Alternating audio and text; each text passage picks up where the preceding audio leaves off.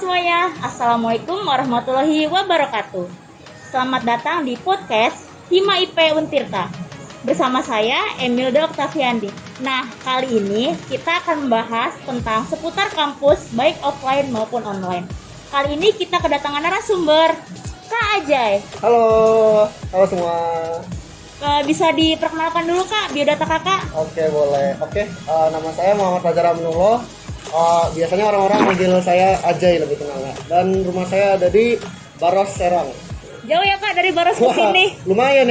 Oke, selanjutnya Emil mau tanya nih Kak, pengalaman organisasi apa aja sih yang udah pernah Kakak ikutin? Waduh, langsung ke pengalaman organisasi nih. Iya, boleh. Iya.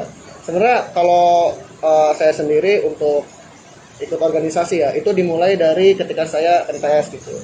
Jadi pas NTS itu sebenarnya awalnya tuh gak ada niatan buat masuk organisasi gitu. Karena mungkin ngelihat orang-orang ini kayak wah mungkin ikut organisasi asik gitu ya, ngelihat kelas kayak ibaratnya ada kegiatan-kegiatan gitu ya, maksudnya nggak kosong lah gitu di sekolahnya. Nah makanya memberanikan diri untuk gabung gitu di organisasi. Tapi ketika pada saat itu ketika di MTS itu saya masuknya bukan OSIS itu. Terus? Pasti masuknya MPK. Oke, berarti tujuan awal Kakak ikut organisasi itu karena asik melihatnya gitu ya. Dan kebetulan juga ada rasa ingin tahu ingin gitu. tahu. Ada apa sih gitu di organisasi? Kira-kira kok bisa orang-orang tuh bisa ikut organisasi? Jadi ada rasa penasaran juga gitu. Terus sejauh ini organisasi yang menurut Kakak, oh nih passion gue banget nih, itu pas Kakak duduk di kelas berapa? Pada saat sekolah atau kuliah? Tentunya pertama tuh ngerasa kalau wah asik nih kayaknya ikut organisasi itu ketika ngejabat gitu di kelas 11 ya, kalau ngejabat ya di OSIS tuh. Awal-awalnya mungkin pas lagi masuk OSIS kan di kelas 10 kan kita jadi anggota ya. Itu mungkin masih kira-kira kita ngikut gitu ya. Nah, ketika kita di kelas 11 itu kan kita udah ngejabat nih. Nah, ada rasa tanggung jawab tuh membuat kita tuh kayak semakin bener-bener ada rasa tanggung jawab di organisasi gitu. Itu makin memancing gitu. Okay. Kalau pentingnya organisasi itu sendiri. Kan sekarang ini kan lagi COVID ya Kak ya. Jadi membuat semua organisasi mungkin yang Kakak ikutin tuh terpending karena tidak bisa bertemu langsung.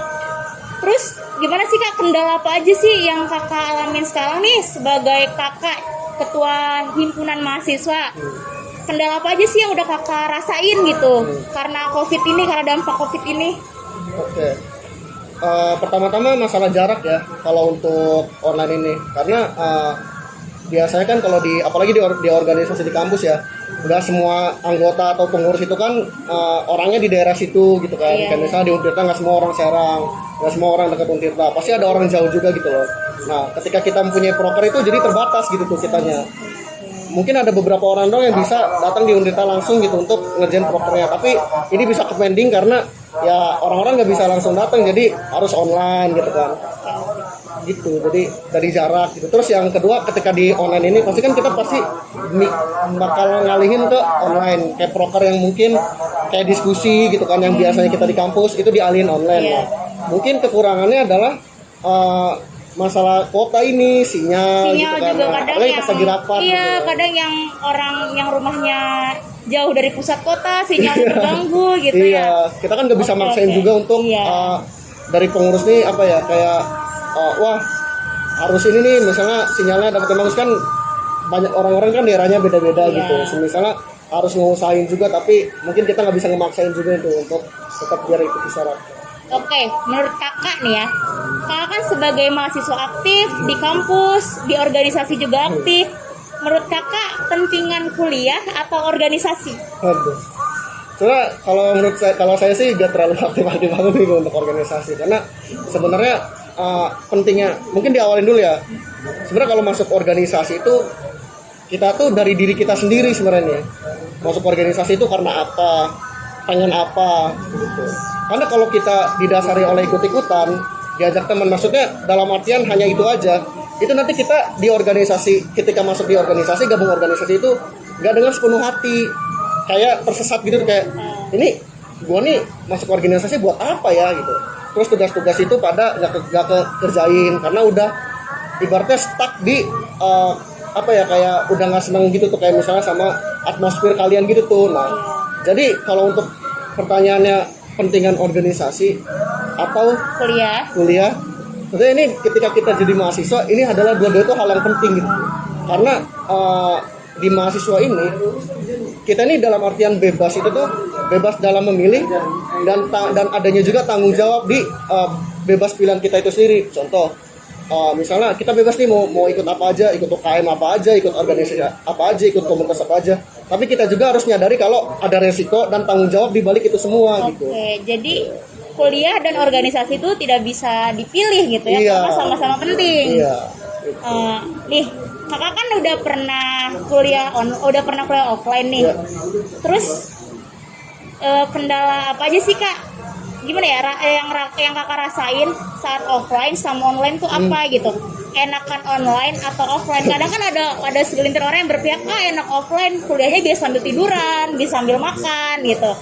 Tapi tugas-tugas numpuk. Kalau offline kadang pelajaran masuk tapi harus stay terus di kelas. Terus menurut kakak gimana? Itu biasanya yang enaknya online itu pasti di awal-awal.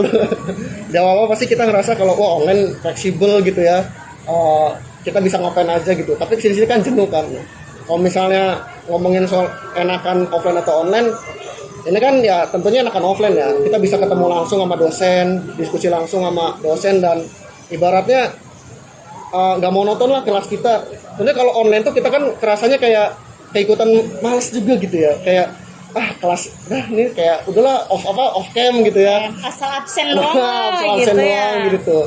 Jadi sebenarnya kalau misalnya ngelihat kuliah offline atau online ini ada rasa kaget gitu ketika yang biasanya kan nggak tahu ya adanya sekolah online atau kegiatan apapun yang online, yang tadinya kita offline jadiin online itu kita jadi mungkin bisa dibilang culture shock juga gitu ya, tiba-tiba online gitu. Nah, hal seperti itu tuh sebenarnya mau nggak mau kita harus ya maju terus gitu, kayak mikir kalau wah ini nggak bisa, kita tuh nggak bisa stop di sini, harusnya ada bentrokan lebih baru gitu kalau digantiin ke online. Nah makanya kuliah, jadi ada namanya kuliah online gitu.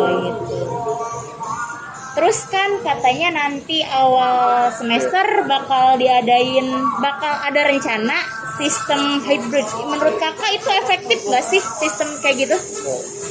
Untuk sistem hybrid kan, sebenarnya untuk sistem hybrid ini pasti ada salah satu alasannya gitu ya. Jadi sistem hybrid ini kan, apalagi mungkin untuk sekarang kan orang-orang udah herd immunity gitu ya, kayak wah ngerasa nih kalau udah pada divaksin semua ya mayoritas udah pada divaksin, dan mungkin nggak separah sebelumnya gitu ya. Jadi pemerintah nih untuk kegiatan belajar mengajar berani gitu ya untuk ngadain adanya sistem hybrid. Nah sebenarnya kalau untuk masalah ngomongin efektif atau nggak sistem hybrid tergantung gitu tuh dari suatu daerahnya dulu nih, kira-kira kasus coronanya apakah masih parah atau ya mendingan, karena kan kalau kita tuh di daerah kan beda-beda ya, ada yang udah mendingan banget gitu, ada yang masih parah gitu. Nah jadi ini kan beralih kan ke kampus gitu. Nah jadi kampus ini kira-kira di daerahnya itu gimana gitu, apakah efektif enggak gitu. Sudah siap belum juga kampusnya. Tapi biasanya kalau untuk kampus ini agak sedikit berat, karena kan kalau di sekolah ya biasa, kalau di sekolah kan ya siswa-siswa kan daerah situ semua kan. Nah kalau dari kampus kan nggak semua orang dari daerah situ gitu. Jadi mungkin ini bisa dipikir kembali gitu, apakah sistem hybrid ini efektif atau enggak gitu dari lingkungan dari kampusnya itu sendiri gitu. Oke, iya kadang sedih juga gitu ya Kak. Emil yang emang sekarang baru mau naik ke semester 3 belum ngerasain yang namanya kuliah offline gitu. Jadi nanti kalau ketemu maba nih nanya misalkan, Kak ruangan ini di mana? Saya juga nggak tahu, saya statusnya cutting tapi nggak pernah juga ke sini gitu. Baik semuanya, mungkin itu aja ya basa-basi kita kali ini. Semoga virus ini cepat usai dan semoga kita semua bisa kuliah secara offline secepatnya. Kan kali aja gitu bisa sambil ngeliat cogan-cogannya Bentirta. Kak J, makasih atas waktunya. Stay safe semuanya, jangan lupa memakai masker. We all people, we good government. Sampai ketemu lagi di podcast kita berikutnya. Wassalamualaikum warahmatullahi wabarakatuh. Oke semuanya, mungkin itu aja yang bisa kita sampaikan. Bahkan rumahnya di mana atau tahu sudah ada. Iya. Rumah saya kebetulan ada di Baros. Tos dulu.